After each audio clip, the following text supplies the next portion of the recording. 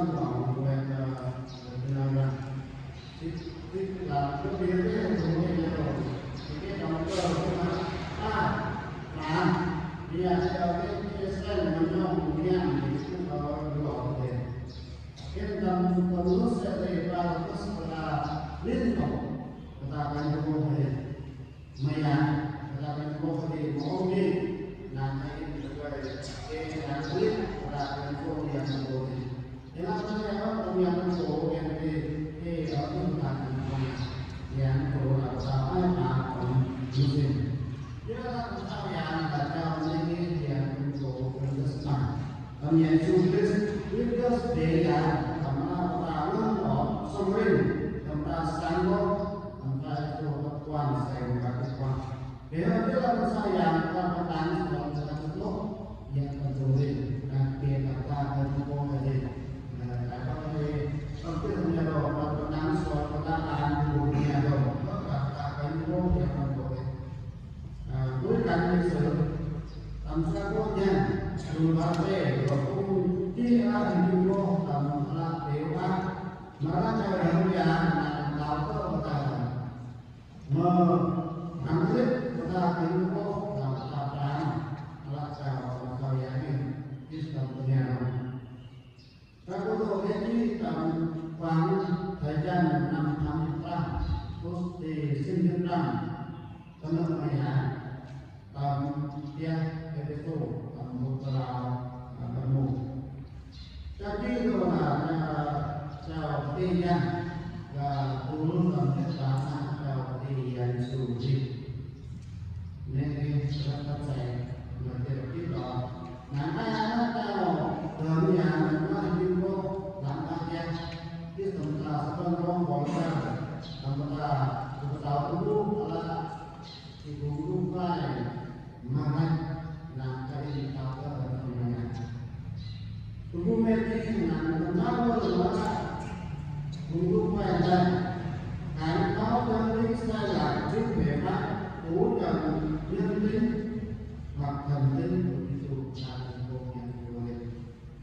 để một cố tình khẳng định trường hợp về tốt nàng có cầu lại cho thần tình rằng là người làm mưa cũng làm tới ta phải mua cô nàng có tất cả mọi người và phải mua bằng nhất ta số lăng thành cô đi nên còn người ta tầm bách ba ta đối đối vào mời anh con tổ mời anh bà mời anh cũng biết mời anh không không nàng ta thành cô này các em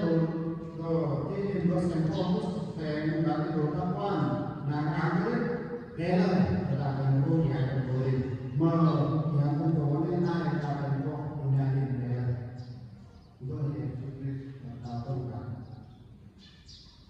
điều thứ nhất chúng ta cùng học từ câu hỏi đến câu số 11 là cách thể hiện tình yêu thương. Thích yêu thương có những con người ta sống cái cảm giác này họ nói rất là yêu thương nhưng mà họ sống khác cái biết ta biết ở đâu cái cả cái câu hỏi thì nó có số này cũng là cái sự vô và cái vô ta làm gì cái vô làm ra ta có thể cái vô họ ta có tâm đi ta tâm đi vô thì là cái xảo cái vô có tâm đi cái đưa ra cái hôn hay là họ chia sẻ cái sản nhà cơ bản này ta rất luôn làm thành có cái là yêu mến lẫn nhau theo màn hình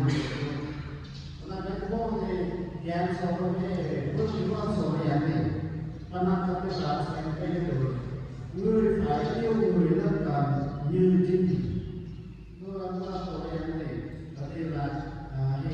notice bây giờ dạng của dạng chào mà đó là bây giờ là cái của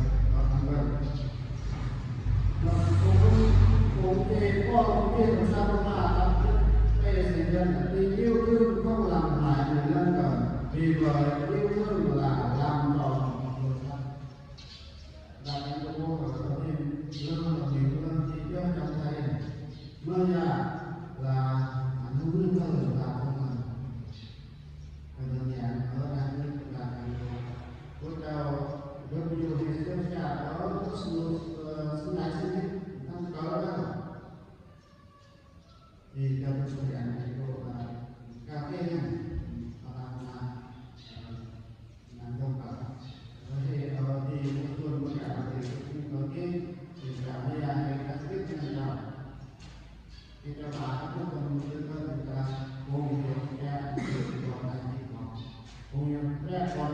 nhé. Ý là nhà thì phía cũng kia là mà chào tôi chào rằng thân gia đình cũng phải là cũng kia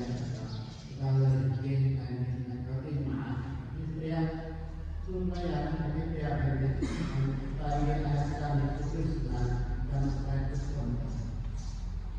thứ hai là các quan sai bảo là phải hết sức khiêm nhu mềm mại nhẫn nhục hãy khiêm nhường lẫn nhau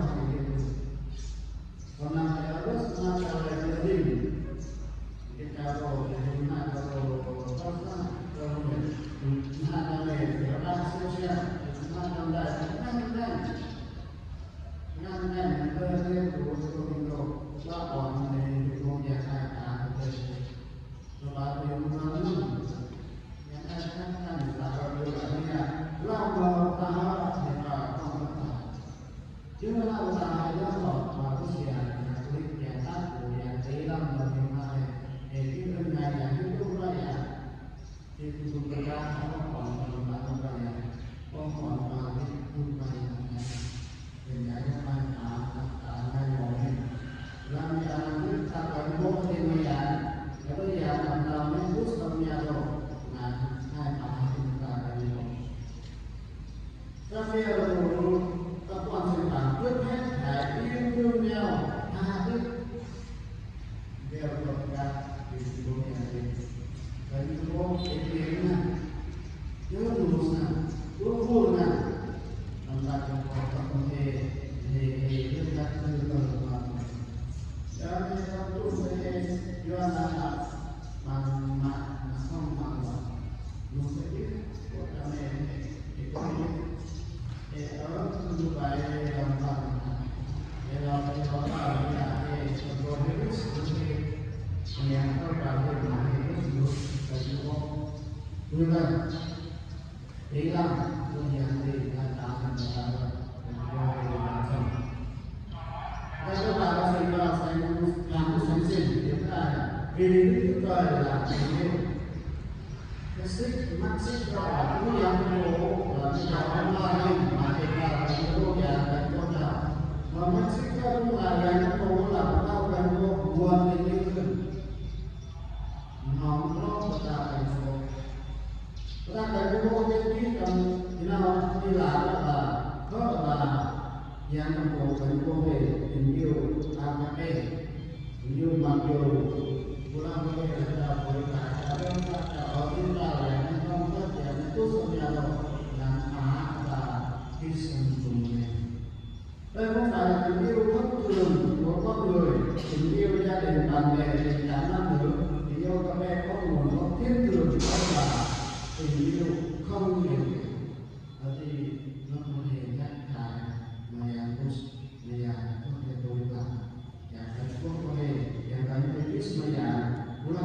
không xứng đáng bằng tình yêu Ngài đã đem để cứu của linh hồn. Chúng ta cần có punya yang punya dan pasti akan berkali kita yang akan punya kita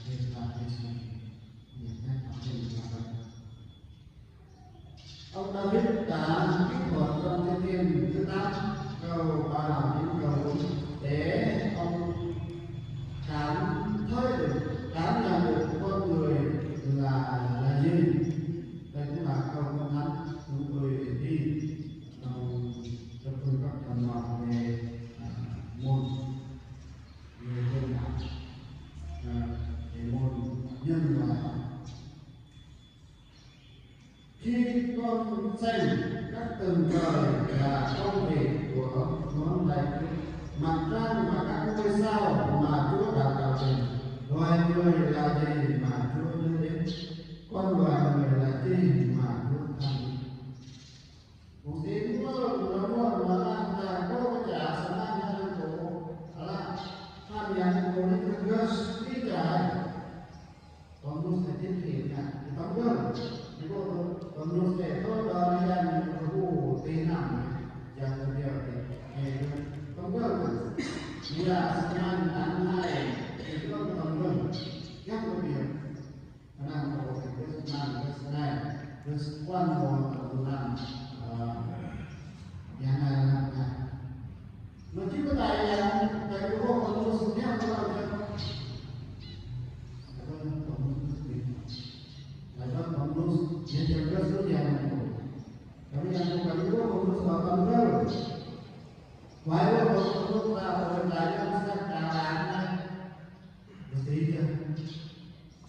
tu làm gì cho nên là và cho nên cái bóng cái đạo là nó là cái mô hình của mình cái từ cái hình là để chúng ta yêu người rồi em tôi ta cho bà đó là chuyện cô nhà mất cái cô nhà nhà cái cô rồi cái cô nhà cô cần cô nào bây giờ cái cô nhà như bây giờ như là cái cô đâu cho nên chúng ta có tâm này thì cái cô ấy cũng sẽ bây giờ cũng có làm thế nào cả yang tôi cái cô trong này các ông đến này chúng ta dám là đúng là con thì cho chị nhà thì con sẽ có thời gian thì là đầu là quan tâm nào chúng tôi ăn biết là sau thì ở bên nó thì ở cái chỗ là đầu tiên là chọn những cái là cái con là thì phá này cái đó cầu cái này em đi còn là con sẽ đi rất là lalu saya mendapat sejauh yang kita mentulai itu yang itu yang akan dalam ini kalau karena tanpa kamu bukan ini bukan lalu kalian kayu nanti semuanya itu dari yêu chúng ta phải có một chịu trách vì chúng ta gắn theo của chúng ta nhà này con chắc là để giúp được nhà rồi hơn cả cái điều này cũng qua bản chất của ta hơn là cái cô ta phổ thông cái cô ta biết tới nhà thì tránh ra thì bây giờ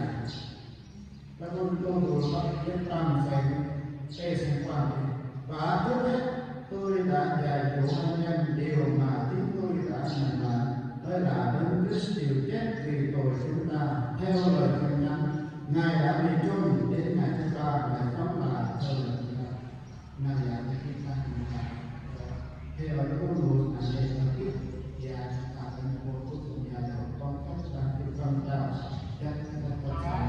อย่างโดยในใต้ตาของการวอเล่นตาแก่การผลิตตาเป็นโลกอย่างไรถ้ามาตั้งคำถามnhưng Đức Chúa Trời đã tỏ lòng yêu thương Ngài đối với chúng ta khi chúng ta còn là người có tội thì đấng Christ vì chúng ta thì chết. Thế nên tôi có giảng thì cần phải làm là để những soạn trong đây bên bây giờ có điều này rồi.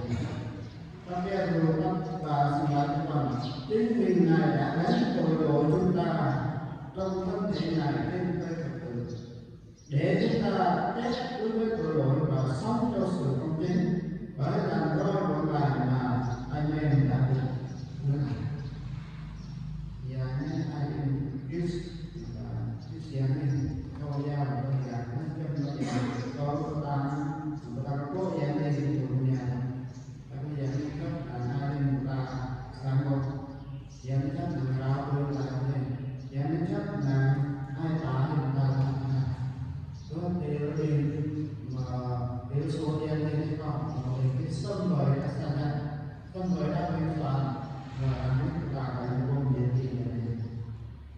thế cho nên vì vậy nếu chúng ta thể hiện tình yêu của Đức Chúa Trời thì phải chịu nhận cái vô phận cái vô phận mà ta đã làm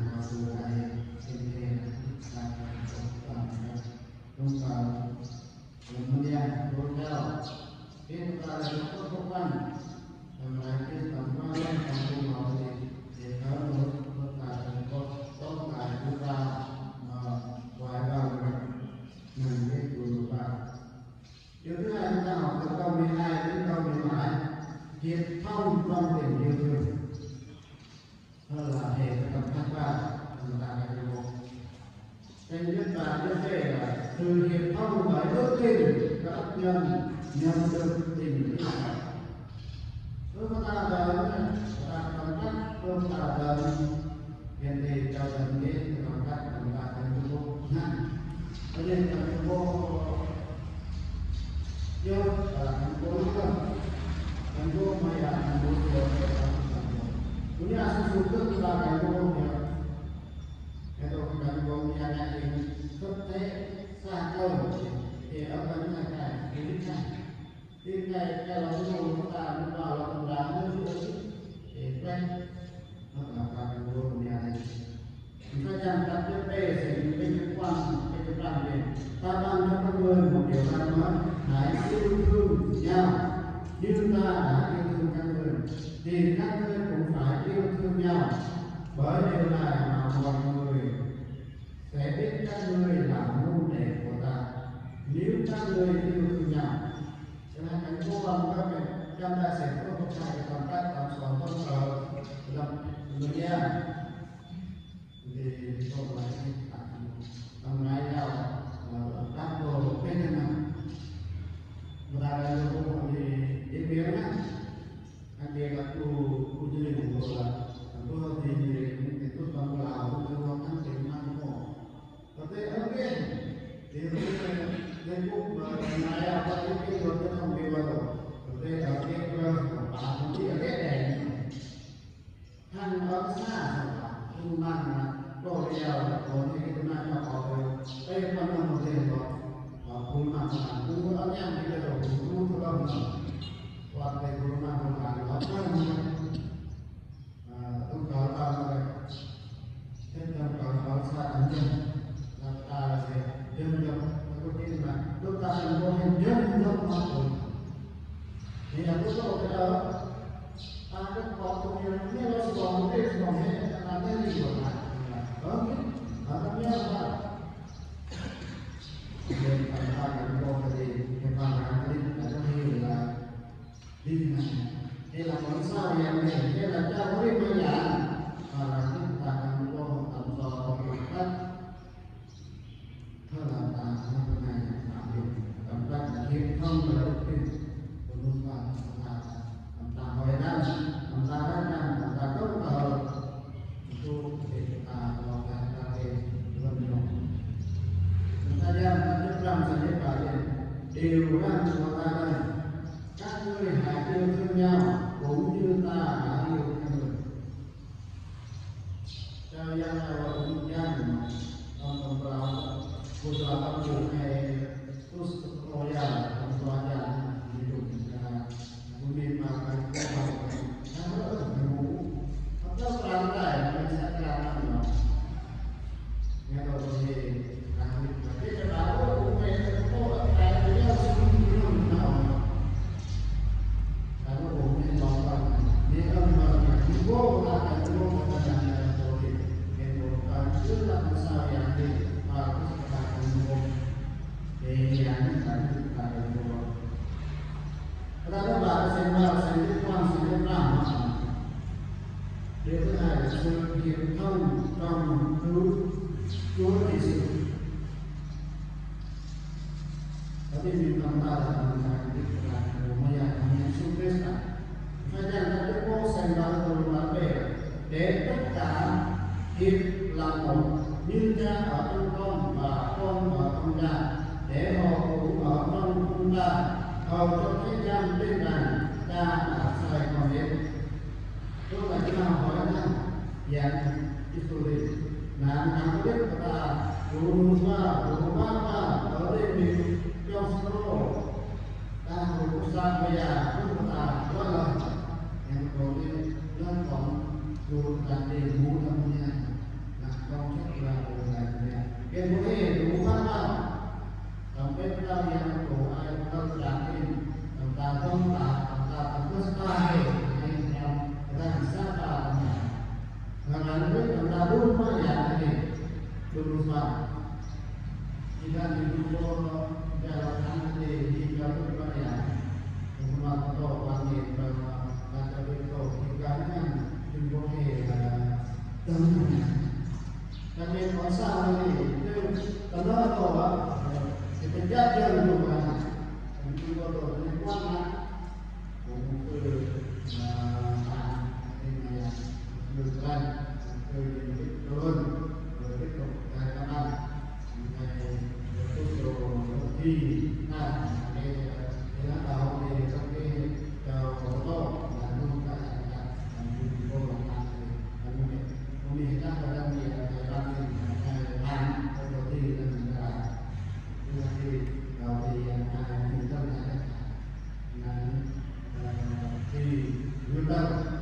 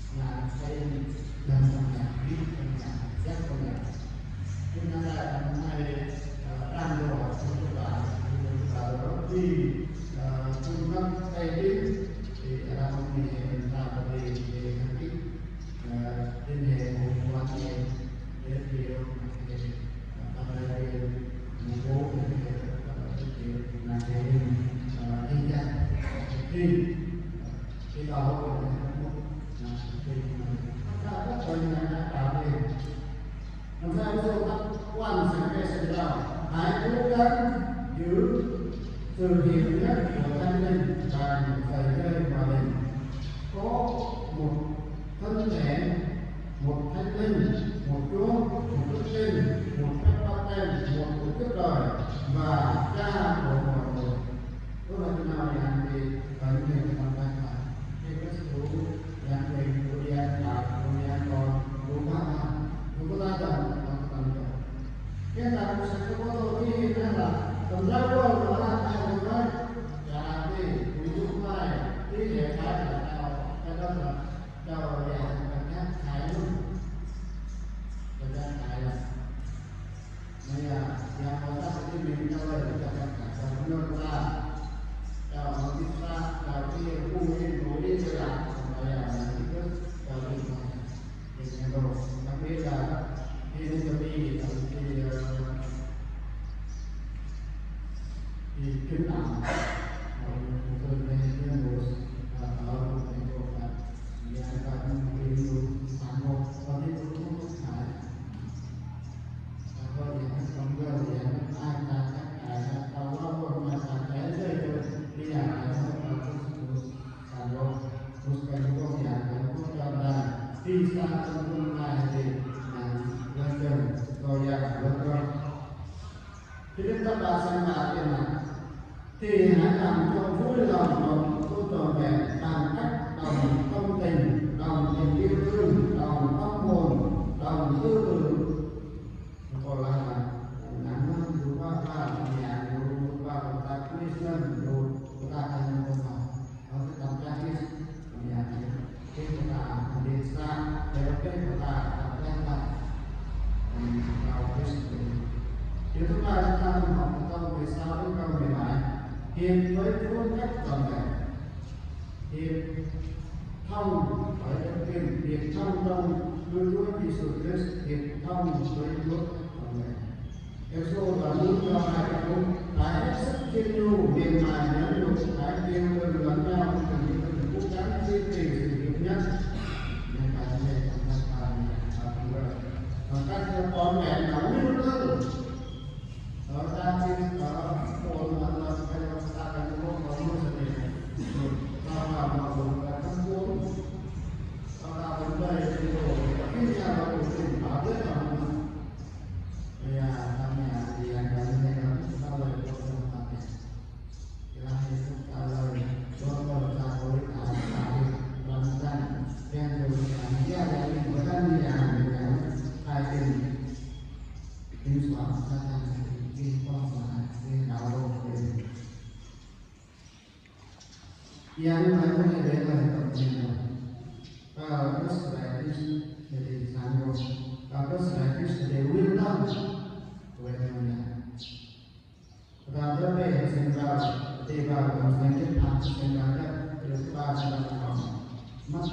yêu thương, yêu như Đức Chúa Trời yêu con mình. Cần con già đến già cần con cần con nhà xem chất thảo như là yêu hơn yêu chính mình. Để cần con còn nào mà cần có sát thảo này đây là ở nhà thì đây thì con người có hay con nhà nào hay có tôi ở trong thế trên nhau tôi gọi là gọi tiền rồi để làm không sợ hãi, sẵn sàng hy sinh mọi sự mình có để người mình yêu có cơ hội thoát khỏi tội lỗi và sự chết trong sự cứu chuộc của Đức Chúa Trời và đạt đến giá trị thật mà Đức Chúa Trời đã tìm cho người ấy. Và những có sao về cứ luôn không sao. Đức Chúa Trời đã yêu loài người bằng việc làm và lễ thờ. Ngài đã từ bỏ mọi vinh quang thiên đàng nhập thế, sinh ra là người gánh hai hình phạt của tội lỗi cho toàn thể nhân. Yang vi phạm tham gia tổ chức tổng nhà tổ của Việt Nam, yang cái chất đang thực quan trọng đó là cái công việc thì yang cái không biết sao. Cái công trọng là cái công dunia cho người ta nuôi lại là cái chúng ta đi là cái nhà. Tuy nhiên, loài người chỉ có thể được tha tội nếu thật lòng ăn năn tội và hoàn toàn tiếp nhận sự chết của tội của Ngài dành cho chính. Đây cần đi con lại đã bài thì thể vào nhà. Các cô em đặt cho về sự liên quan thì vậy nếu ta là Chúa là Thần mà ở trong cho các ngươi thì các ngươi cũng nên giữ chân lẫn cho Ngài. Yang tốt ra ta hơn này cảm thức và cảm thông để yang tốt nằm luôn phát trong ta yang tốt nằm hai người ta không bảo xin cho đâu có thể cùng vô trong lại thì làm phát trong này cho nên ta tạo thành về tớ làm điều gì thì ngăn cản hoặc vì hư vinh nhưng mỗi ngày tin đường tốt tỏ người khác hơn những gì để làm trong gia này có khi dân một thời gian của các cái đó là các cái gì của có khi thì mong không làm trái không và ông mình thì cái dạng thì theo cái công số là dạ chúng tôi cả là cùng phải là về là rất là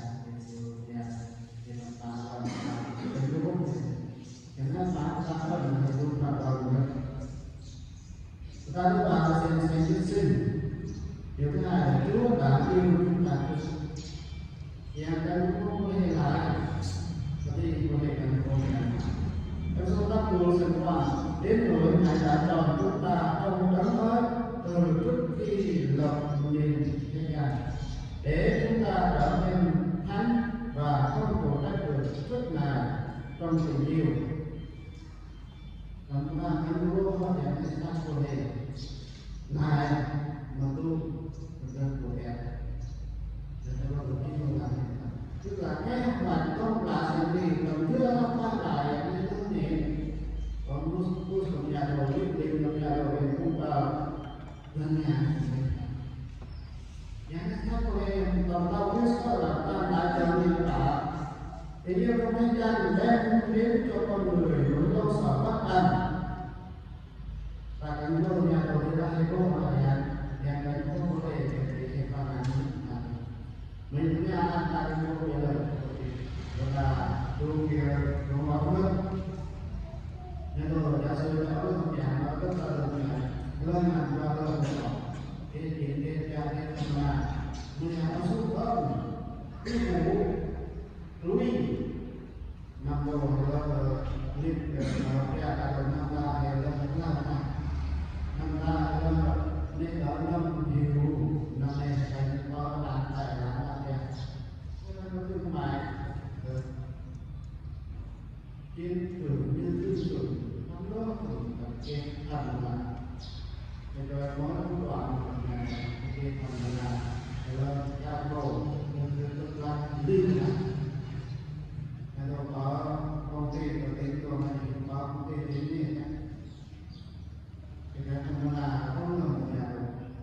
ya kita perlu yang Tuhan ini Tuhan Wisman ini pernah perkataan saya pernah kalau ini tak sampai kalau di perkataan ini juga ya perkataan ini yang tak dan yang seperti ini adalah kalau kita kuliahkan yang kan kuliahkan mengaji có nghĩa là dạng ai còn muốn tìm được cái tiền sát hay đi dạng tức là cái dạng đó cái số việc dạng đáng là gì năm là lại đi là tham tham dùng để về kis tổng là này là bây giờ rất xia là nhằm vào dạng nó cũng đang lên tham gia để báo cáo cũng tổng là cái lời thì dạng cũng có dạng này là cũng là sao cũng tổng biết là có cái cũng có rồi báo cáo cũng yang hai làm nhiều, yang hai tháng ngày, yang hai không khí, cái gì là hơn là cả trong mà nó làm được. Ngày yêu chúng ta trước có nghĩa là ngài đã hy sinh cho chúng ta, yang tác giả nên ai nói chúng ta được, yang nên không chấp là nào và nó có nghe đây mà cũng phải làm các bạn thân nhàเป็นพวกนี้จะสีเยอะทำมาอย่างนั้นให้เราจะฟังให้คนมาที่ก็ต้องสู้ได้นะเป็นเรื่องการพิจารณาเราเป็นการเราเป็นการเป็นผู้ให้ใจอย่างนี้แค่นั้นต้องใช้ความเชื่อใจด้วยซื้อตัวอย่างต่อยรถไฟฟ้าđã dùng hai câu cuối cùng trong đoạn 4 để kết luận rằng điều răn của Chúa là con dân Chúa phải yêu lẫn nhau. Cái môn toán nó rất là làm cho sổ này làm rất là cho đơn giản làm rất là cho con nhà vào cái môn nào thì mà tất cả thành phố và tất cả tấm sổ ra cái sự rất có những cái âm để đặt làm thành phố nhà để nhận biết một người có thật sự yêu Đức Chúa Trời hay không thì chúng ta nhìn xem người đó có kết anh chị em mình trong Chúa alam baru. Ia dalam yang lain memilih diumumnya tempat dan melihat di ini yang kau lakukan. Điều này cũng áp dụng cho chính bản thân chúng ta phải xét lại lòng mình, xem mình có ghét anh chị em nào trong Chúa hay không. Cũng nên là thì các cái sự này nên yang quan trọng là làm việc đây là con nhà để sự yêu thương được đắp thể qua vào có một thể của chúng ta là tiếp ta từ cô chỉ làm đồ để chúng ta so ta làm gì chúng ta dân người ta kể sự rằng người nào ghét anh chị em trong Chúa thì người đó vừa là kẻ nói dối vừa là kẻ giết người. Thế nên là khi ta cái công thì nó đầu nó rồ nó tất cả những cái có liên quan đến bạn nên nó đầu cái đi cho các bạn cái gì ai cái này chúng ta mà tôi ta nói rằng sự quan đến từ quan là người ấy chắc chắn không thuộc về Chúa Trời và nên nhớ chính cách hành động không tha thứ, không tiếp trợ, không cứu giúp chị em mình. Hiện nay chúng ta làm gì không làm cả. Và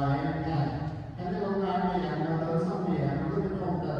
thì phải ngoài cả thì phải kéo theo cái sự ta cái công việc gì. Đó là cái nạn thì mình cứ làm một cái là ở lúc ta ở kia đó là mình vô làm hay cũng có đi là mọi nhà cái bây giờ cũng có làm nhà ai cả trong trong là ở mặt lên lên là tiếp đề là đào hơi hàng là tiếp là công nhà đi